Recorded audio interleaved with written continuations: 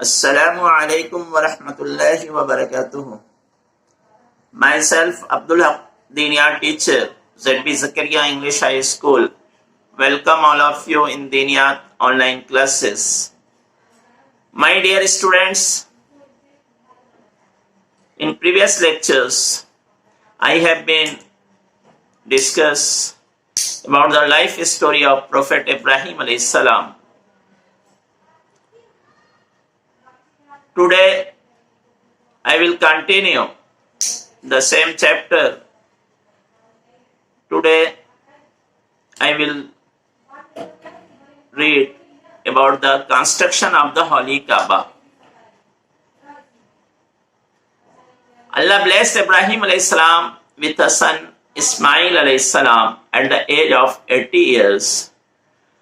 Allah ordained him to take the suckling infant and his mother Hajira alayhi salam into a desolate place of Arabia and leave them there.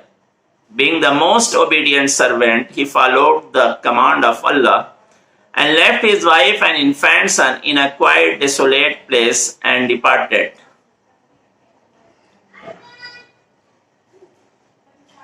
इससे पहले हमने इब्राहिम अलैहिस्सलाम की story में पढ़ा था कि जब उन्होंने लोगों को समझाने के लिए उनकी मूर्तियों को तोड़ डाला तो उन्होंने एक बड़ा फैसला किया और इब्राहिम अलैहिस्सलाम को आग में डालने का फैसला किया। लेकिन अल्लाह के हुक्म से आप उस आग से सही सलामत निकले, लेकिन फिर भी वो ईमान नहीं लाए और आपको सताना शुरू कर दिया, आप पर जुल्म करने लगे। तो अल्लाह ने हुक्म दिया कि तुम यहाँ से माइग्रेट कर जाओ। चुनांचे वो वहाँ से माइग्रेट कर जाते हैं और फिलिस्तीन, इजिप्ट होते हुए अल्लाह का हुक्म होता है कि तुम अरबिया के उस रेगिस्तान में जहाँ कोई आबादी नहीं थी, कोई बस्ता नहीं था, वहां जाओ और अपने बीवी बच्चों को वहीं आबाद करो। चुनांचे 80 साल की उम्र में अल्लाह ताला ने आपको एक बेटा अता किया था जिसका नाम इस्माइल था। हजरत इब्राहिम अलैहिस्सलाम ने अपनी बीवी हाजरा और बेटे इस्माइल को साथ लेकर उस जगह पहुंचे जो आज मक्का कहलाती है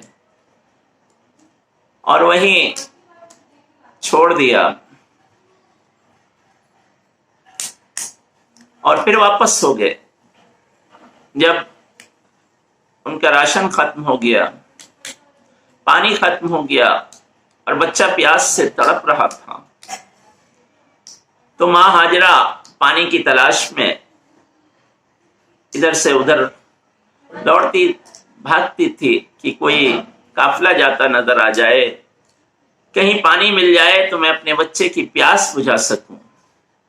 लेकिन कहीं भी पानी नजर न आता था और वो बच्चा प्यास से तड़प रहा था, अपनी एड़ियां रगड़ रहा था।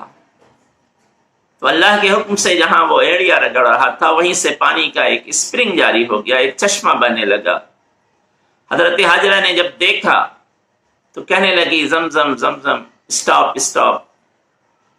और उसे रोकने के लिए, पानी जमा करने के लिए उन्होंने वहां मिट्टी का घिनौदा बनाना शुरू किया ताकि पानी को रोक ले, जो काम आए उनके।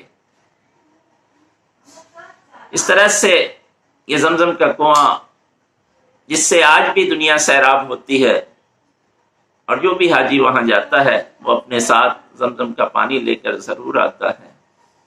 तो ये वो कुआं है जो हजरत इस्माइल अलैहिस्सलाम की एड़ियों की रगड़ से पैदा हुआ था और आज भी उसी तरह जारी है।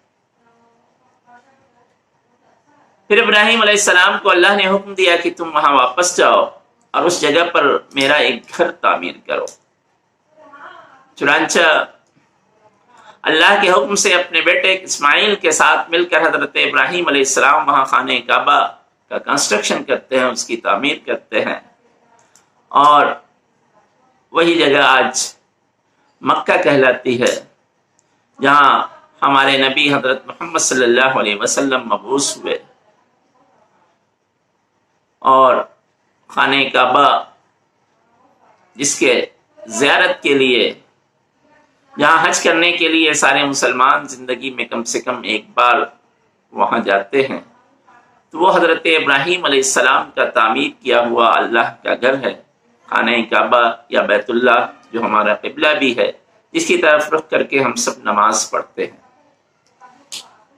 اس کے بعد ایک دوسرا واقعہ حضرت ابراہیم علیہ السلام کی زندگی میں پیش آیا، جو ایک طرح سے ان کا امتحان تھا اور ٹیسٹ تھا۔ اللہ نے کتنے امتحانوں سے آپ کو گزارا۔ اس بڑھاپے کی عمر میں، 80 سال کی عمر میں اللہ نے آپ کو ایک بیٹا عطا کیا تھا، اسماعیل، جیسا کہ ہم نے سنا۔ پھر اللہ نے اسی بیٹے کے ذریعے آپ کا امتحان لینا چاہا۔ When Ismail alayhi salam grew up as a boy, Allah showed Ibrahim through a dream that he is slaughtering his son Ismail alayhi salam. It was inferred by Ibrahim that this is the will of Allah, and he decided to sacrifice his only son forthwith. When he told Ismail alayhi salam of the dream and his decision, Ismail alayhi salam proved his obedience by immediately agreeing to be sacrificed and said, "O Father, carry out my sacrifice when it is ordained by Allah. You will find me patient and forbearing, inshallah."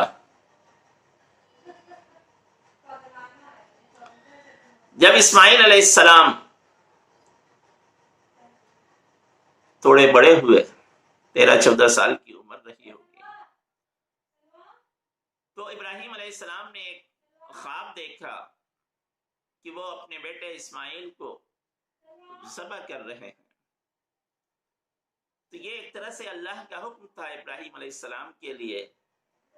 چنانچہ انہوں نے اللہ کی رضا کی خاطر اپنے بیٹے کو قربان کرنے کے لیے تیار ہو گئے اور اپنے بیٹے اسماعیل سے کہا کہ بیٹے، میں نے ایسا ایسا خواب دیکھا ہے اور یہ اللہ کا حکم ہے، تو کیا کہتا ہے؟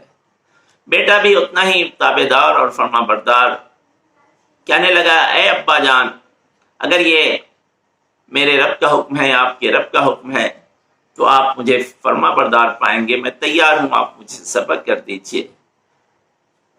چنانچہ جب حضرت ابراہیم علیہ السلام اللہ کی رضا کی خاطر اپنے بیٹے اسماعیل کو لے کر قربان کرنے کے لیے چلے، شیطان نے جگہ جگہ آپ کو بھٹکانا چاہا، لیکن آپ شیطان کے بہکاوے میں نہ آئے اور اس جگہ پہنچے جہاں آپ کی قربانی پیش کرنی تھی۔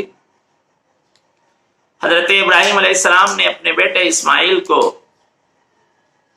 لٹا دیا، ہاتھ اور پیروں میں رسی باندھ دی، آنکھوں پہ ایک پٹی رکھ دی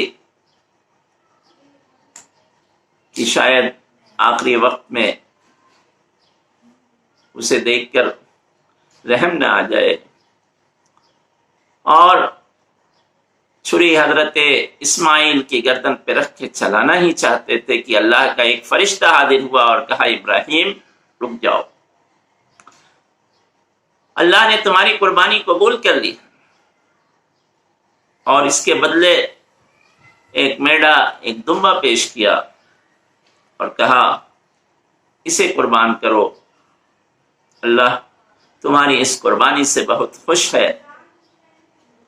اور پھر اسے قیامت تک کے لیے اللہ تعالیٰ نے ایک یادگار بنا دیا،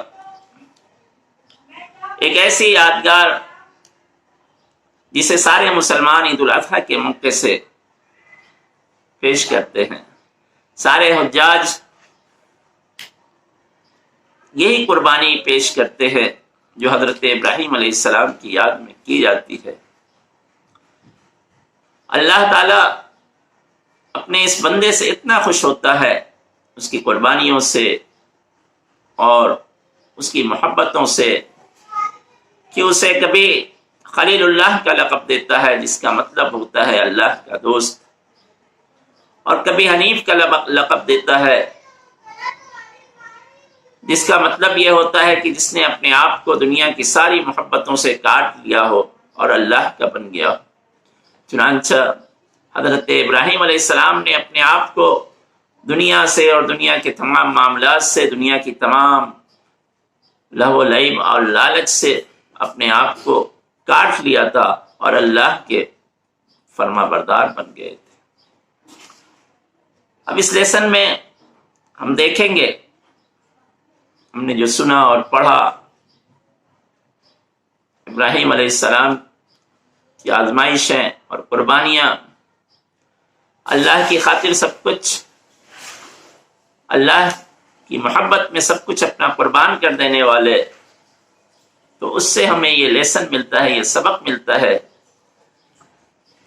کہ اگر زندگی میں کبھی ایسا موقع آئے کہ اللہ کی محبت میں، اللہ کی خاطر اگر ہمیں اپنی جان، مال اور اپنی اولاد یا اپنی محبوب سے محبوب چیز بھی قربان کرنی پڑے تو ہم اس کے لیے تیار ہیں۔